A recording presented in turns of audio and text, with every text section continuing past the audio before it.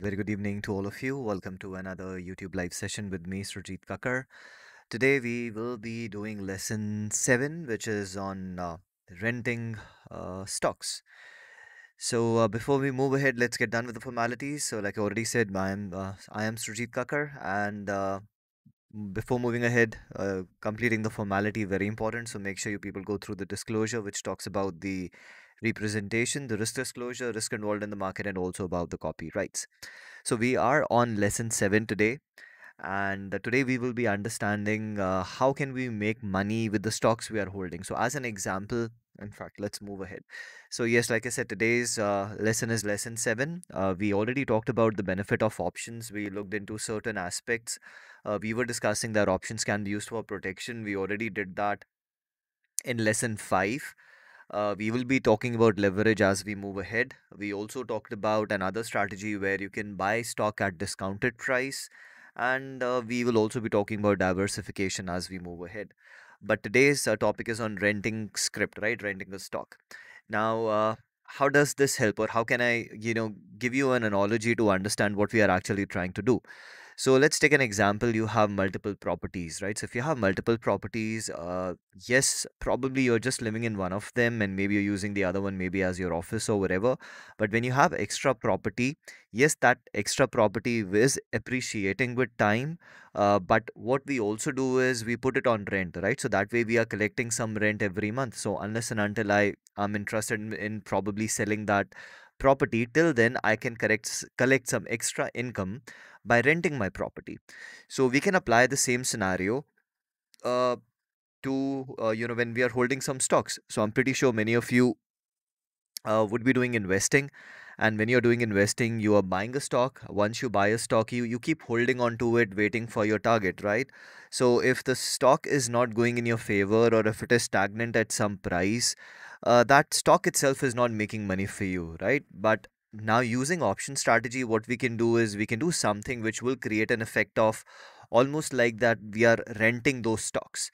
And what is going to happen is, unless and until it reaches your target, now every month you are making some money, right? Because you are in a way renting your stocks. So that is what we'll be understanding today, how options can be used to create a strategy which creates an effect of almost like you're renting your stocks and collecting some money from that stock every other month. Now, we have already talked about two different strategies. Again, like I said, these strategies which I'm talking about, these are not option strategies to make money. These are some strategies which can be used to generate extra income when you're holding your stock. Now, example, the very first one which we did in our lesson number 5 was insurance. So that is where we talked about, if I'm holding some stocks, how can I insure my position so that in case the prices they gap against me, I have an insured price where I can exit. So can you see that is where options are helping you. Then in lesson 6, we talked about, if I want to buy some stock, how can I buy it at discounted price, right? So that is again where the options can help you buy it at a cheaper price because somebody is paying you to buy that.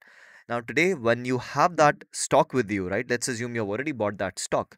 Now you're waiting for the stock to go to your target. So until it hits your target, how can we make money from that stock by renting it? That is what we'll be discussing today. So in the previous two lessons, which was lesson 5 and lesson 6, and again talking about lesson 5, lesson 6, if you have still not gone through the previous lessons, the link is provided in the description for both English as well as in Hindi, because I'm doing these you know I'm doing these lessons in both the languages. I'm doing this 100% free course both in English as well as in Hindi, and the link to the playlist is available in the description. And yes, if you're liking these sessions, make sure hit the thumbs up button. If you're not subscribed to my channel, make sure you subscribe it so that you get notified whenever I go live for the next lesson. And not just these lessons, I also do different sessions during the week. So whenever I'm live, at least you'll get the notification. And yes, if you have some friends, family members who are interested in learning options, you can also, provide them the link to my YouTube channel. All right, now let's talk about renting scripts. So before we talk about renting scripts, if you remember when we talked about using options as insurance in lesson 5, right? So that is where we were buying puts. When we talked about buying scripts at discounted price, which was our lesson 6. That is where we were selling puts. But now what we are doing is from puts we are shifting to calls, right? So now we'll be shifting to calls and we'll see how we can use calls to make money. So a long script investor plans a valid target, right? So let's imagine you went long on a script. Let's say you went long at 100 rupee, and let's assume that your long term target for this script is, let's say, 180. So it will not touch 180 probably in a day. So I'm talking about long term investing. So it might not happen in a day or a week. It might take few months, maybe even few years before prices they go to your target, which is 180. So yes, you plan a valid exit, let's assume that is 180. And at that target, what we'll be doing is that, as you will exit by selling that script. So that is what we do. If I buy a script, once it reaches my target, I sell it and we exit that position, thereby booking our profits. But by selling a call, we can take the obligation to sell. So again, when we sell a call, we are basically taking the obligation to sell, right? So buying a call is the right to buy, but selling a call is the obligation to sell. So by selling a call, this provides you an obligation to sell the script, right? But instead of simply closing the script position, the call seller gets paid to take that obligation, right? So if it goes to your target, yes, you could have closed your position at the target, but since I know it is going to take some time for it to reach the target, why not I keep selling calls? Because by selling call, I'm taking that obligation. Anyhow, I'm interested in selling at that price. So in case it goes to that price, yes, I'm also getting paid. I'm also selling there. In case it doesn't go to that target for 2 months, 3 months, 4 months, 5 months, so every month I'm collecting some money, and that is almost like generating some rent for you, right? So that's the effect of getting some rent from that stock which you're holding. So, what do we do? The effect is very similar to renting the script to someone, since an extra income is created while being in the trade as the script progresses towards your target. So, as we move ahead, we'll also look at it as an example. So, what do we do? Being long the script, right? So, the first thing is make sure you are holding that stock. So, if you're holding that stock, what we do is we sell out of the money call. Sorry, let me draw it a little straight. So we sell out of the money call. Why we are selling out of the money call? Because we know if the call is out of the money, it does not have any intrinsic value. So at expiry, its value is, or its premium is going to be zero, because all out of the money, be that calls or puts, so all out of the money options at expiry, they are at zero. So if you're collecting some premium, that premium will be zero at expiry, which basically means you get to keep the complete premium to yourself. So this is what we do. Being long a script, okay. So being long a script, what we do is we sell an out of the money call. So this is basically called, the industry name is called as selling a covered call. Why selling a covered call? Because you already have that stock with you, right? Which is very, very important, because if you are not having that stock with you and it gets assigned to you, then what is going to happen is you will have to deliver those shares. So you will have to buy those shares and deliver it, which basically means you'll have a short position. So that is why very important, it always should be a covered position, right? So that is why it is called as selling a covered call. You are already covering your call because you're holding those shares with you in your portfolio.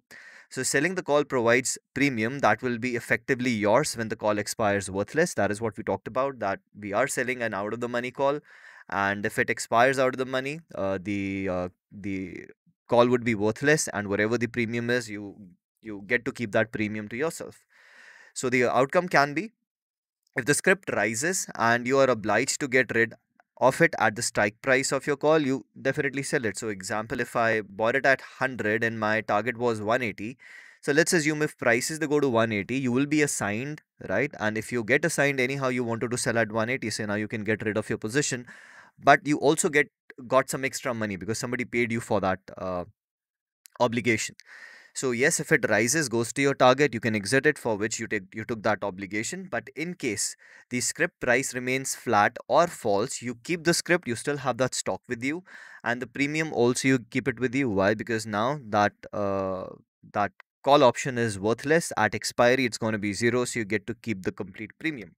So now let's look at it with an example. So let's assume that you went long on a script, let's say at some demand area, and let's say the current market price is 46, and what you plan is that your target is 61.40, right? So this is where you want to exit your position. So what you can do is wherever your stop loss was, which is 65.55. Again, whenever I'm taking some examples, I'm taking examples using demand and supply strategy, but it can be based on anything. For you, it can be Fibonacci levels. For you, it can be maybe some resistance area where you want to exit, whatever strategy you're using. So what I can do is now I can sell this 67.50 call. So what is going to happen? So on top of the script trade, you sell that 67.50 call and collect 2,800 in premium per contract, because if you look at the contract size for this one, the contract size is 8,000, and the price which you're collecting is around 35 paise. So 35 paise multiplied by 8,000 is 2,800 rupees. So now what is going to happen is if it takes, let's say, 2 months, 3 months, 4 months for it to reach your target, then in probably 4 months, let's take it as round number 3,000, you have collected 12,000 rupees anyhow. So can you see that 12,000 is almost like that every month you're collecting some rent from that position you're holding. And in case it goes to your target and you get assigned, you anyhow wanted to close your position at this target. So if the script does not reach 67.50 before expiry, you will keep the script. You still have that stock with you because there is no obligation now, because the call option is still out of the money, and you don't get assigned for out of the money calls, you only get assigned for in the money calls. So what is going to happen is you still have that stock with you, plus you also got an additional 2,800 rupees per contract. So now let's assume if you were having two contracts, it would have been almost 6,000 rupees. And if you're doing this for 2 months, 3 months, then every month you're collecting some money. And if the script does go above whatever your target was, what is going to happen is you will get assigned, and now you can close your position. Now when you close your position, you will be making whatever your profit was, plus on top of that, because you also collected some premium, you are also getting that, right? So you are getting that premium. You can keep collecting that premium every month, and this basically creates an effect of what we call as renting a script, because anyhow you're interested to exit at that position. It's just that now to exit at that level, you're also taking an obligation. So in a way, you are collecting some money every month, month after month, unless and until it hits your target. If it doesn't hit your target, then you just keep collecting that money every month, and that creates an effect of renting a script. So that is our lesson number 7, which again now shows you how beautifully, as an investor, if you're doing long-term investing, the positions you're holding, you can create, some extra income from it using this strategy. And that basically covers our lesson number 7 and brings us to the end of today's session. Thank you so much for joining in. We will be doing lesson 8 pretty soon, which is going to be next week. And in a day or two, I'll also do the same lesson in Hindi. So, in case you're more comfortable in Hindi, you can also watch my Hindi lesson. And yeah, that brings us to the end of today's session. Thank you so much for joining in. I'll be seeing you again pretty soon during the week. Till then, trade safe, enjoy your evening. Take care. Bye bye.